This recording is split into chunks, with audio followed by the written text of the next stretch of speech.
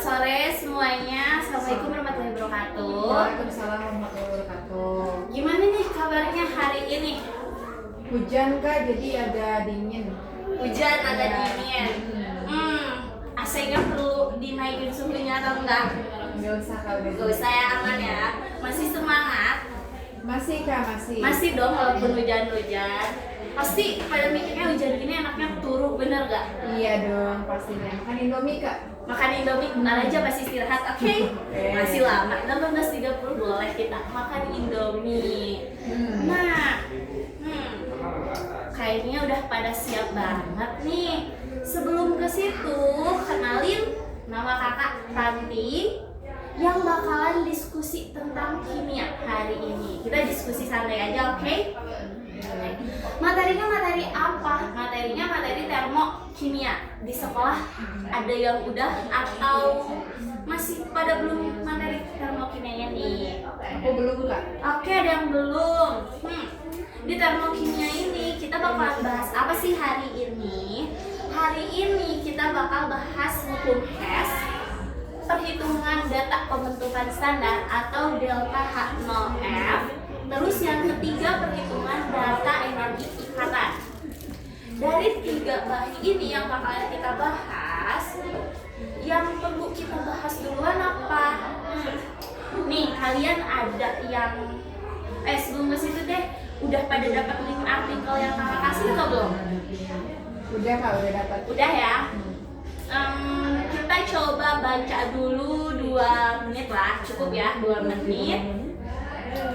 Oke. Coba baca dulu 2 menit, oke?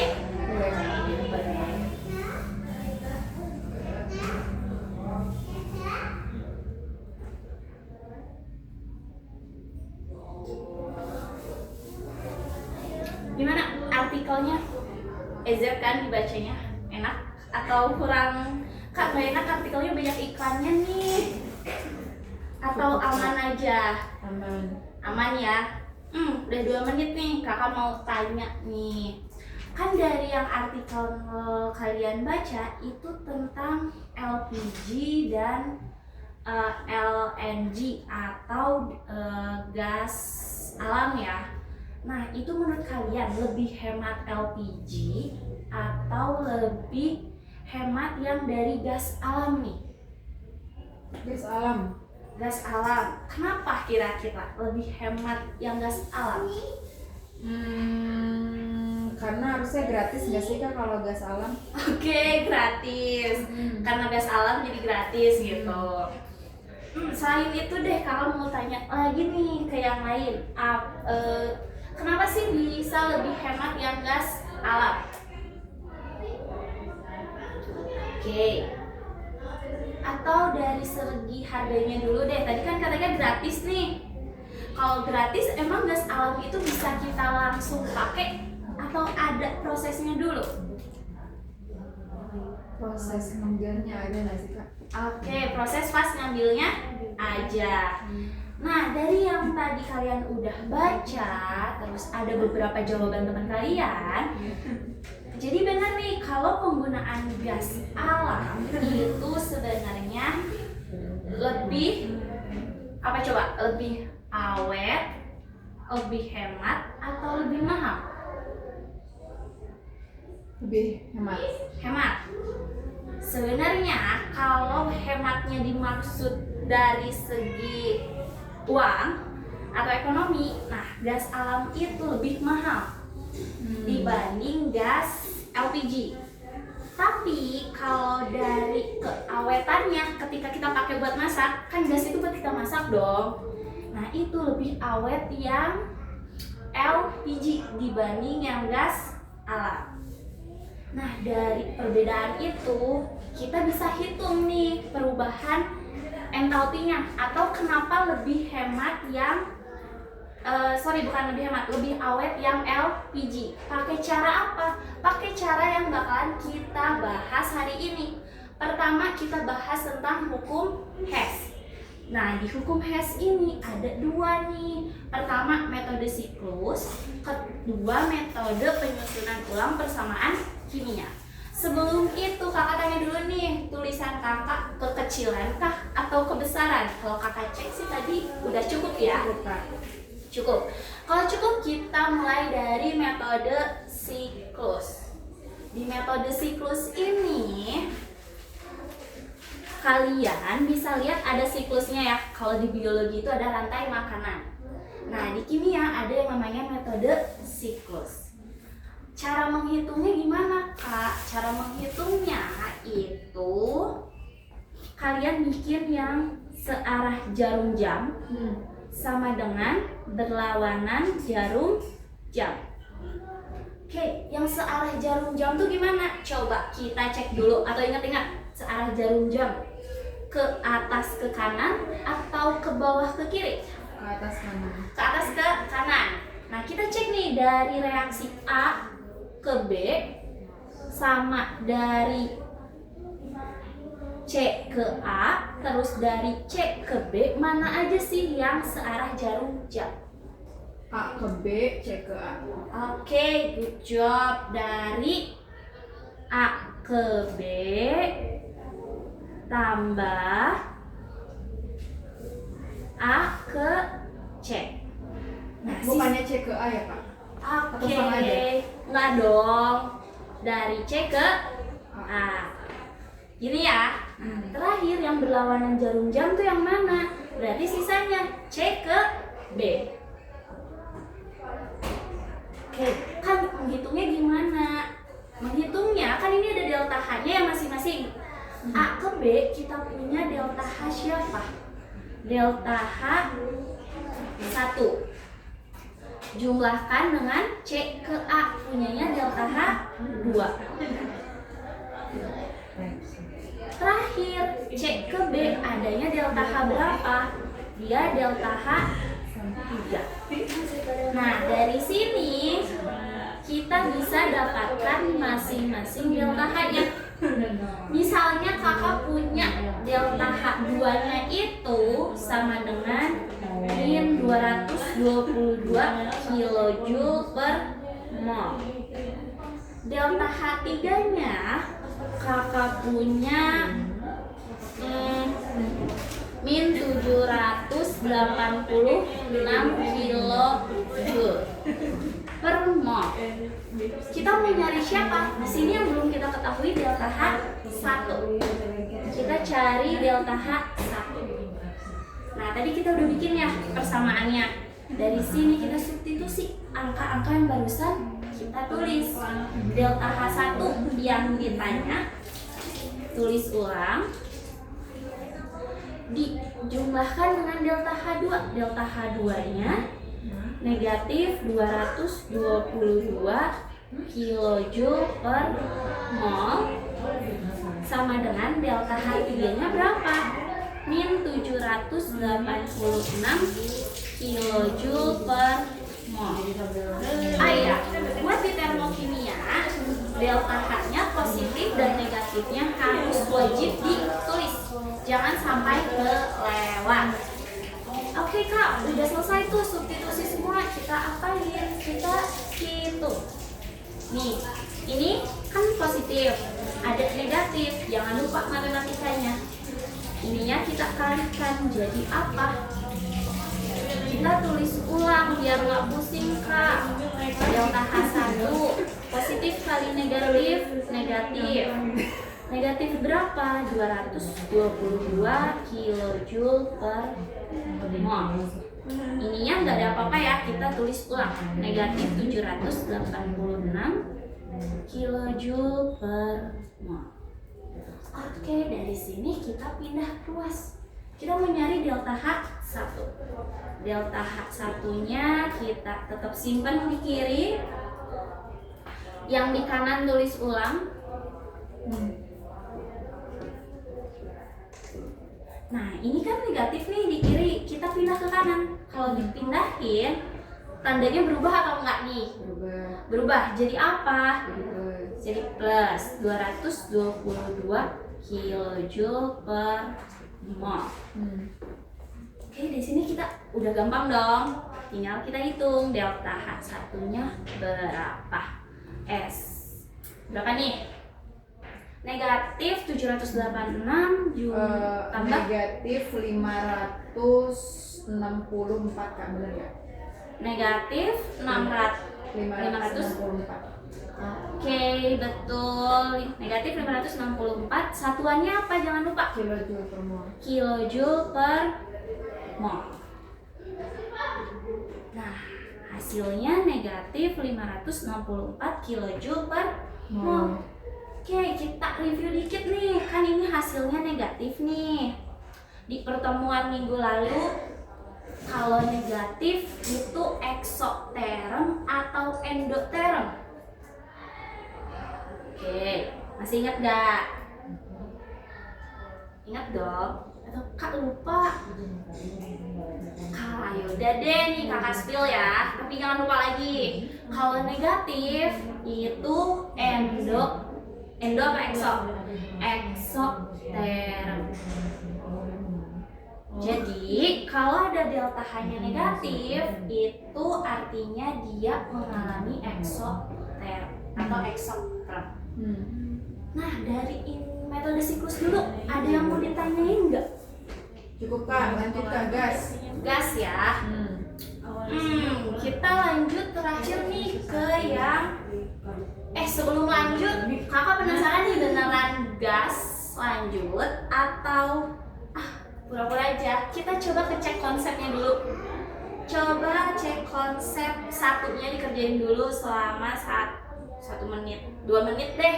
EZ kok metode siklus ya. 2 menit dari sekarang.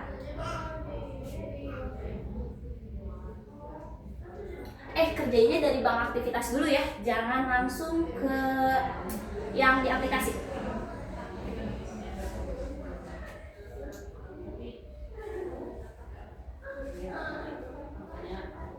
Kalau ada yang bingung boleh ditanyain. Oke. Udah lah ya, 2 menitnya cukup nih.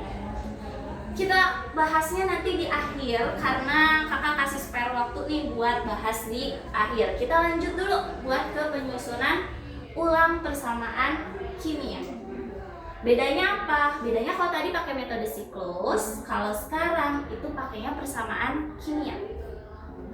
Nah, biasanya di soal kalau ada kayak gini persamaan 1 dan 2, itu kita pakainya perhitungan penyusunan persamaan kimia. Kak, apa sih yang perlu kita lihat dulu kalau dari soal? Kita cek dulu persamaan kimia yang ditanya. Setelah itu, baru kita cek ke soal. Ada persamaan 1 dan persamaan 2. Nah, yang diminta 2 CO atau 2 karbon monoksida tambah oksigen akan menjadi 2 karbon dioksida. Nah, sekarang kita cek nih posisi 2 CO itu kan di soal di kiri ya. Nah, kalau di persamaan 1 sama 2 yang ada CO-nya persamaan berapa? Persamaan 1. Persamaan 1, tapi posisinya dia di kiri atau di kanan? Kiri. Yo, ini di kiri, yang sebelah panas di kanan. Iya, di kanan. Oke, di kanan ya. Karena dia di kanan dan di soal yang diminta adalah di kiri, kita perlu ubah atau kita perlu balik. Cara baliknya gimana, Kak? Kita tulis ulang di sini. Yang awalnya di kanan jadi di kiri. Ini yang awalnya di kiri jadi di kanan.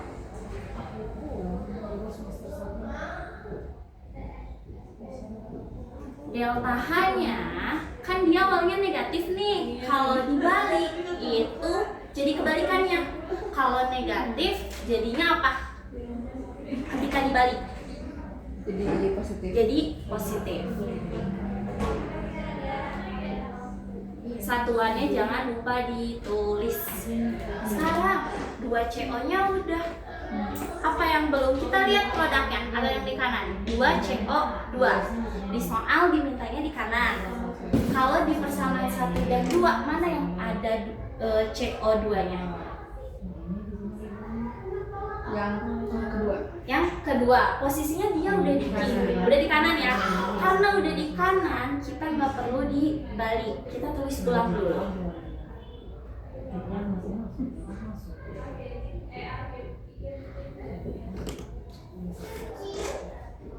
Oke, tapi di persamaan 2 kan jumlah CO2-nya 1 ya koefisiennya. Nah, di soal dia dimintanya 2. Karena 2, kita perlu kalikan nih persamaan 2 biar dapat CO2-nya 2 kaliin berapa? Kali 2. Kali 2. Kalau persamaannya dikali 2, delta H-nya juga harus dikali 2. Oke, ini kali 2. Ini kali 2, ini juga harus dikali 2. Sekarang delta H-nya negatif 394 kali 2.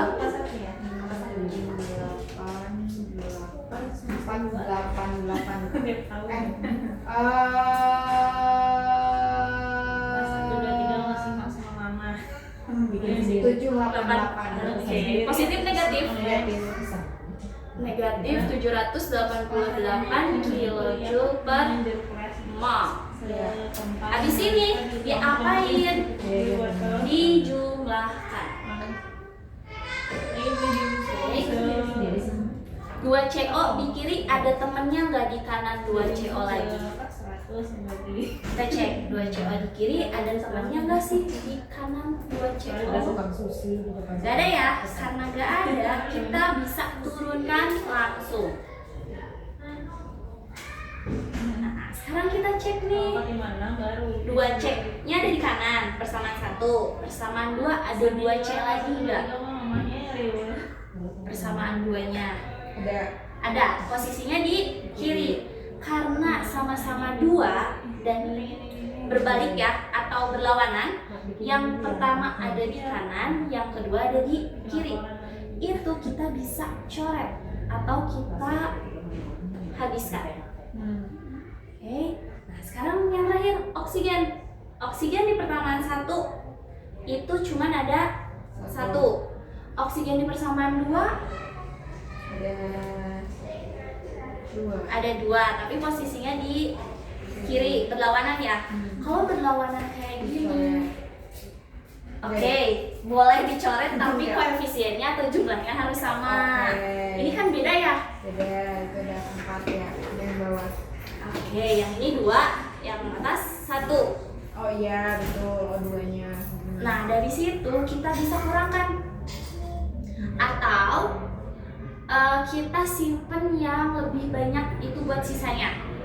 Di kanan O-nya 1, di kiri O2-nya 2. Yang bakalan sisa yang di kiri atau yang di kanan?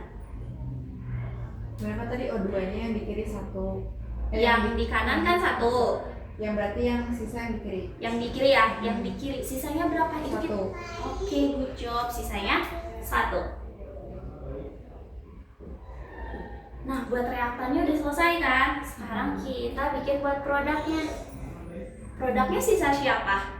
Tinggal sisa karbon dioksida kan? Kita tulis ulang 2CO2. Abis ini diapain Kak? Kita cek dulu nih hasil yang kita dapat sesuai nggak sih sama yang diminta dari soal. Di soal reaktannya 2CO plus oksigen, produknya 2CO2. Sekarang kita cek buat yang kita hitung. Yang reaktannya 2CO tambah oksigen, dia produknya 2CO2. Delta H-nya berapa? Itu tinggal kita jumlahin. Positif 222 kilojoule per mol dikurang, nulisnya di mana ya? Sini aja ya. Kurang 788 kilojoule per mol. Jadinya berapa? Berapa ya?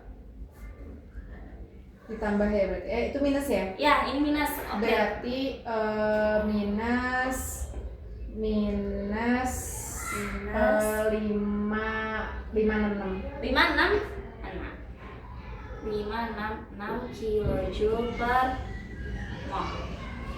Oke, hasilnya negatif 566 kilojoule per mol. Nah, dari materi yang poin B ini atau penyusunan ulang persamaan kimia, ada yang mau ditanyakan dulu? Cukup Kak. Cukup. Kalau gitu, sebelum kita tutup, kita coba dulu dong review dikit hari ini udah belajar apa aja. Oke. Boleh, apa aja coba bantu kakak. Bahas tentang hukum metode siklus. Oke, jangan lihat lagi ya. Terus bahas tentang persamaan kimia.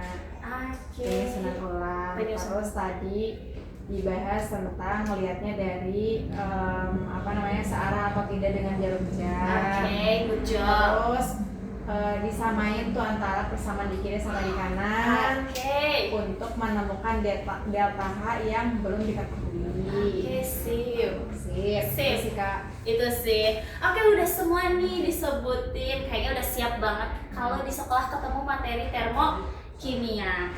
Sebelum itu, kakak tadi udah isi presensinya, jadi aman ya karena kakak udah hafal namanya.